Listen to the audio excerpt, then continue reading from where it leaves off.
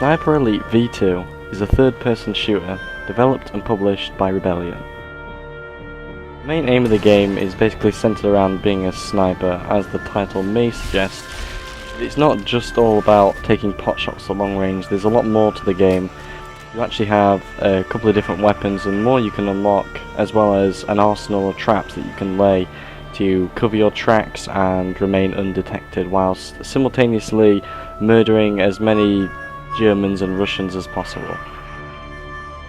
And although we've had a pretty tiresome string of games centered around World War II the past 5 or 10 years, it's really nice to see V2 come out with a really high production value. The game looks absolutely amazing, it sounds amazing, the sounds are pretty good and there's a lot of them, there's a lot of ambience and things like that. In terms of the actual production values I was talking about, you can really tell Rebellion have put a lot of effort into making the game pretty much everything it can be from their standpoint. Things like really advanced bullet ballistics, wind drop, and actual like locational sound and things like that is what you would expect from a sniper game. And I think if stuff like that wasn't in the game in Rebellion, it's sort of left as a half-arsed job, it wouldn't be nowhere near as good as it is. So the storyline is pretty simple. You're this American sniper and you basically have a series of targets, missions. They're not really all that connected to each other. There's a couple that lead on, but mostly it's centered not really around the story at all. That's sort of just filler to give you an idea of the environment you're in.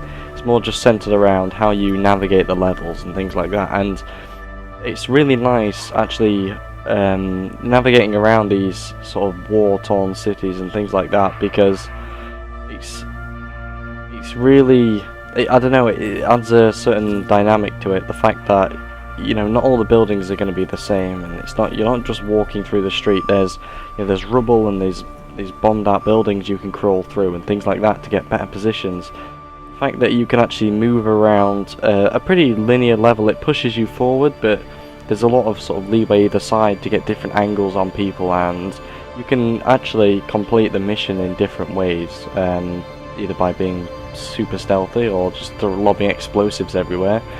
And I don't know, it's really nice. It's got that replayability. It makes me want to sort of go back on a harder difficulty if I finished it and want to do it again to see if I can actually master the level and do it in completely stealthy mode.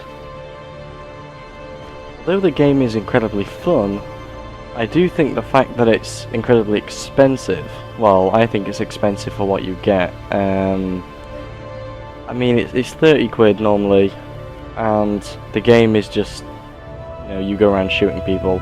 It's got the same production value as something like Call of Duty, except it's better, you know? I mean, I don't think the Call of Duty games are worth nowhere near as much as they make out. It's just a brand name that you really pay for. Sniper Elite doesn't have that sort of impact, and so I think they maybe could have done with charging a little less, because it seems that quite a lot of people have been picking it up when it's on sale, and not a lot of people have been picking it up when it's full price. The reviews of that sort of indicate that it maybe should have been dropped down a little bit, not a lot. They could have maybe got away with charging 20 to 25 pounds for it. But, you know, that's probably just an error in the sort of marketing department. I can't really hold that against the game itself. Overall, the game is actually really fun. I've had a lot of fun with it, and the fact that you can have multiplayer modes, you can do co-op modes, and you can play single if you want, it's really incredible. The DLC, the ones where you can actually assassinate Hitler in one of them, I don't have the DLC unfortunately, I got it on sale, but apparently I've been watching a couple of videos on YouTube and it actually looks really good. So if you are interested in the base game once you've got it, I would definitely recommend getting the DLC. It's exactly high quality, it's not just shovelware. Yeah, like I said, overall the game is pretty good. My problem is the price. So I would give this a thumbs in the middle. And the reason for that is, well, first of all, that means I would get the game if it was on sale, and I would probably recommend about 50% off or more.